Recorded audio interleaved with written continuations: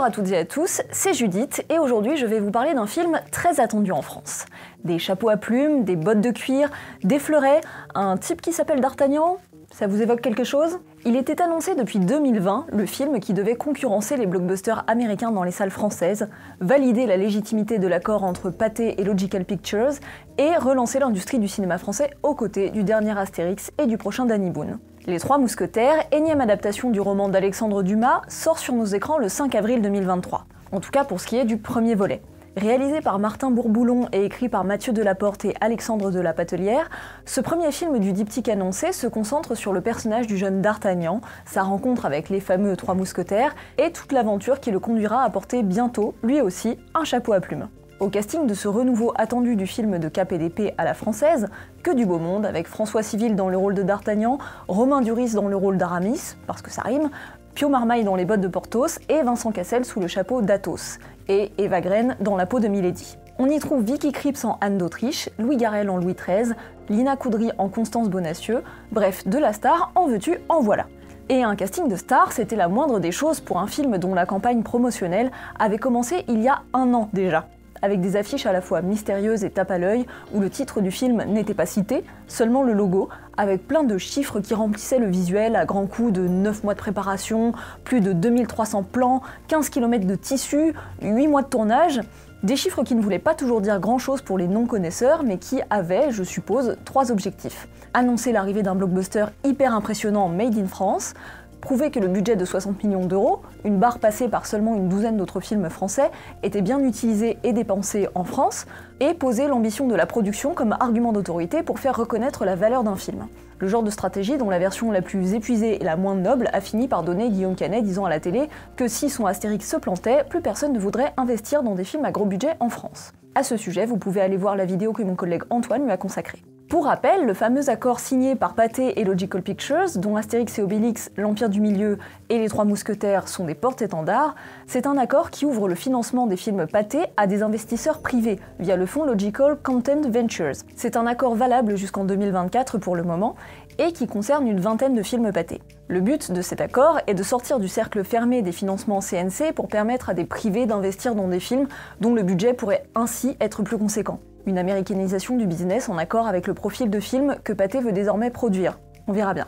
Bref, s'il est trop tôt pour dire si la recette aura fonctionné pour les Trois Mousquetaires, on peut au moins se pencher sur le film lui-même. Sous toute cette couche de promo et d'enjeux financiers, qu'est-ce qui se cache ? Avant toute chose, je précise que le film est globalement plutôt une bonne surprise, à laquelle je trouve beaucoup de défauts assez importants, comme ceux que je vais évoquer, mais le but n'est pas du tout de descendre le film que je trouve loin d'être affreux. C'est juste qu'il répond à certains mécanismes qui valent le coup d'être étudiés. Sur le site, une critique classique du film est disponible, raison de plus pour ne pas vous faire ici une critique générale des différents aspects du film, et je vais plutôt me concentrer sur ce qui est réussi ou pas dans la manière de traiter les personnages, des personnages iconiques de la littérature et du cinéma, censés être remis au goût du jour comme les locomotives stars d'un nouveau modèle de financement. Depuis un certain nombre d'années, vous aurez peut-être observé que beaucoup de films, et notamment des films français comme les Astérix et Obélix, justement, misent sur un casting fait d'énormément de caméos et de guests dans tous les sens, où chaque petit rôle devient l'occasion de faire dire quelques lignes à des célébrités ou micro-célébrités en tout genre. Une logique très différente des films qui misent sur une ou deux stars bankable et complètent le reste de leur casting avec des comédiens normaux. Parce que le problème, c'est qu'aujourd'hui, alors que le statut de superstar iconique n'existe plus vraiment, les acteurs ne sont plus vraiment bankable, ou en tout cas pas assez au vu de ce qu'ils coûtent à un film. Quel est le premier de l'œuf ou de la poule entre les stars n'existent plus et les acteurs ne sont plus bankable? J'en sais rien, mais toujours est-il que c'est le cas. Bref, c'est pas en soi le sujet de la vidéo, mais c'est important à avoir en tête pour ce qui va suivre. Dans le cas des Mousquetaires, donc, on mise aussi sur une flopée de stars pour en mettre plein les yeux, plutôt que de compter sur une ou deux, ou 3 têtes d'affiche principales pour porter le film. Une stratégie comme une autre pour ameuter le public en salle et montrer les gros moyens de la grosse ambition de Pathé. Le problème, c'est que tout ça, ça a un impact sur le film en lui-même et sur son écriture. Prenons bien sûr le cas des fameux mousquetaires. Athos, Porthos et Aramis, chacun incarné par une gloire du cinéma français. 3 acteurs réputés pour avoir une gueule, qui commencent chacun à avoir un petit parfum de bouquin de la Pléiade tant ils sont ancrés dans le paysage audiovisuel bien franco-français, à la charnière de l'âge où ils parlent aux plus de 40 ans, mais sont encore connus des plus jeunes. Parfait pour un film qui joue sur la corde culturelle de l'adaptation d'un monument de la littérature à papa. Le souci, c'est que le film mise peut-être un petit peu trop sur l'image de ses acteurs pour donner corps aux personnages. Parce que pour un film qui s'appelle Les Trois Mousquetaires, Les trois mousquetaires en question, ils sont quand même vachement transparents et assez inconsistants. Chacun est principalement défini par une caractéristique assez mince. Athos, donc Vincent Cassel, c'est celui qui est vite fait mystérieux. Aramis, c'est un coureur de jupons, enfin un fuckboy quoi. Et Porthos, il est bi.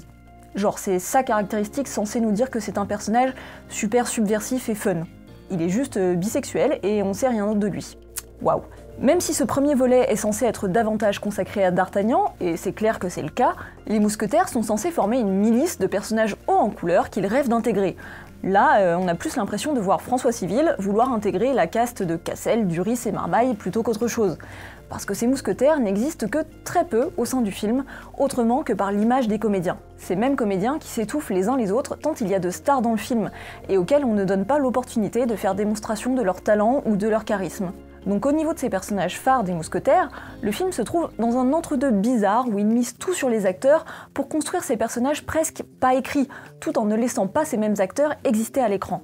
En somme, ils ne misent que sur leur présence factuelle et leur nom, ce qui est assez frustrant quand on nous vend les mousquetaires et qu'ils se retrouvent à faire tapisserie.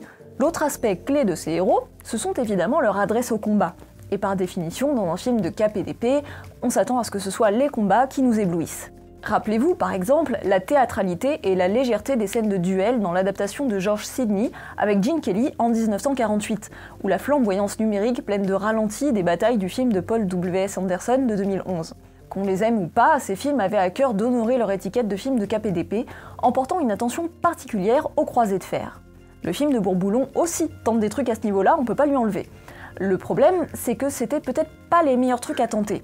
Tous les combats sont filmés en plan séquence, caméra à l'épaule ou caméra embarquée, ce qui, certes, rend l'action plus organique et visuellement haletante. Et les plans séquences compliqués, c'est le truc à la mode pour en mettre plein la vue avec la mise en scène. Mais tout ça, ça brouille aussi pas mal la chorégraphie des combats et la lecture des scènes. Il y a quelques moments où on n'est pas sûr de comprendre ce qui se passe à l'écran et la manière dont tel ou tel mousquetaire réussit à terrasser tel ou tel ennemi. La crédibilité de l'action est pas toujours au top. Bref, l'iconisation de nos légendes du fleuret tombe un petit peu à l'eau là aussi. Et leurs affrontements n'ont rien de très spectaculaire d'un point de vue cinématographique, au sens réellement de spectacle et pas seulement au sens de impressionnant. Là, on peut se dire qu'avoir fait de la promo dans tous les sens à base de très gros chiffres, ça n'empêche pas de réussir à rater des scènes de duel au fleuret dans un film de cap et d'épée, ce qui est quand même un petit peu le comble. Maintenant, voyons ce qu'il en est du personnage principal de ce premier volet, D'Artagnan. Le film se concentre en effet beaucoup plus sur lui, sur la construction de son personnage et son parcours, et avec ça, pas mal de scènes assez chouettes et même assez marrantes. Pour ce qui est du traitement de ce personnage, le film remplit ses promesses, à deux frustrations près pour ma part. Le fait que D'Artagnan soit quand même très lisse, comme un jeune premier un peu trop parfait, ce qui ne le rend pas toujours très drôle ou très flamboyant en lui-même, et surtout le fait qu'il faille attendre jusqu'à décembre pour avoir la suite de son histoire, parce que finalement ça se termine de manière quand même assez abrupte compte tenu de toutes les pistes qui sont lancées. Et comme on sait que le deuxième volet sera, lui, davantage consacré à Milady, on se demande si l'épopée de notre D'Artagnan ne va pas tourner un peu court, et si même avec deux films, on sera vraiment rassasié de tout ce que promettait une adaptation du roman d'Alexandre Dumas. En tout cas, en ce qui concerne D'Artagnan et les mousquetaires. Parce que là où je veux vraiment en venir avec cette réflexion sur l'écriture des personnages, c'est justement à Milady, ici incarnée par la si ténébreuse Eva Green. Et oui, pour info, son nom se prononce Green et non pas Green, car c'est un nom suédois et non pas anglo-saxon, battez-vous dans les commentaires. Milady, c'est finalement elle le personnage le plus marquant du film. Déjà parce que Eva Green, elle est assez marquante de manière générale, et qu'elle a déjà prouvé à quel point les personnages de femmes fatales mystérieuses lui allaient comme un gant, et aussi parce qu'elle a ici, de toute évidence, les plus beaux costumes, les accessoires les plus stylés, et les plans les plus travaillés pour justement construire tout ce mystère autour d'elle. En fait, on a presque l'impression que son personnage bénéficie de tout le soin dont auraient aussi eu besoin les mousquetaires, qui sont un peu ici relégués au rang de pochards mal dégrossis avec 3 vieilles plumes sur leur chapeau crade. Peut-être que c'est plus réaliste que dans le film avec Gene Kelly, dans lequel ils ressemblent tous à des princes qui font les parades à Disneyland, mais peut-être aussi que ça manque d'un panache qui n'est pas compensé par ailleurs. Milady, elle est là de l'ouverture du film à la dernière scène, en apparaissant toujours dans les séquences clés, qui lui donnent du temps et de l'importance, qui laissent exister son personnage. Certes, pas hyper compliqué de femme fatale, mais qui a au moins le mérite de vraiment exister au sein du film, quoi. Elle a la meilleure caractérisation, les moments les plus marquants, les scènes d'action les plus réussies, et si elle a déjà autant d'importance dans le premier volet, qu'est-ce que ça va être dans le volet qui lui est consacré ? Alors du coup, peut-être que celui-là sera beaucoup mieux équilibré, justement, parce que déjà là, on sent la volonté de beaucoup tirer l'histoire vers ce personnage. On sent finalement que Bourboulon et ses scénaristes étaient plus fascinés par elle que par D'Artagnan et ses petits camarades. Et on les comprend, hein. C'est juste que du coup, moi je m'interroge d'autant plus sur ce format de diptyque, et je me demande si le film ne serait pas mieux parvenu à faire ce qu'il voulait faire en faisant un seul film qui aurait été une adaptation du roman, mais vu par le point de vue de Milady, par exemple. C'était le parti pris du film italien appelé Milady et les Mousquetaires, réalisé en 1952 par Vittorio Cotafavi. Ça aurait peut-être évité cette entrée en matière qui ne s'empare pas tout à fait de son sujet, parce que le point de vue principal reste bien évidemment celui de D'Artagnan, et qui, en même temps, se projette déjà trop dans le deuxième volet pour être vraiment costaud en lui-même. Bref, finalement, le meilleur mousquetaire du film, c'est Milady. Et elle est sûrement la meilleure chose que ce film propose de manière générale, parce que comme je le disais plus tôt, le film est plutôt une bonne surprise, dans le sens où personnellement, la promo et la bande-annonce m'avaient fait un peu peur, et c'est vrai qu'il se paume pas mal dans sa volonté de mettre l'action au premier plan sans savoir suffisamment bien la mettre en scène. Finalement, ce qui est plus sympa que les combats, c'est les morceaux de dialogue un peu absurdes de Louis Garrel dans le rôle du roi, le suspense autour de l'histoire du collier de la reine avec le montage classique mais efficace qui réussit bien à faire monter la tension entre la reine qui attend son collier dans une panique rentrée d'un côté et D'Artagnan qui se démène de l'autre, la gentille dragouille entre D'Artagnan et Constance de Bonacieux. Alors tout ça c'est pas parfait, hein, surtout ces fameux dialogues de drague qui donnent parfois l'impression d'être écrits en langage soutenu en respectant le parler de l'époque, et qui parfois lâchent des formules bien de 2023 où on se dit que tout à coup ils ont oublié qu'ils étaient dans un film d'époque. Mais c'est plus dans ces séquences-là qu'on a l'impression que le film trouve sa propre identité et son ton. Pas un ton parfait, mais pas désagréable. On est plutôt pas mal charmé par les décors et les costumes aussi, et évidemment, ça fait partie des choses qu'on veut voir quand on va vers un film historique. Ça sent pas le fond vert à plein nez, et pour cause, la plupart des décors sont réels. Donc c'est plutôt agréable, et moi je suis ressortie du film avec le sentiment d'avoir passé plutôt un bon moment, malgré ses défauts. Et parmi ces défauts, il faut quand même que je mentionne la scène mi-générique qui enfonce les portes ouvertes avec une lourdeur inutile, qui pue la fiction TF1, alors que le film vaut mieux que ça. Reste à savoir maintenant si la formule va prendre auprès du public. Le fait d'avoir une duologie plutôt qu'un seul film ou une trilogie, c'est pas plus intuitif en comparaison de ce qu'on a l'habitude de voir, surtout avec des dates de sortie relativement éloignées.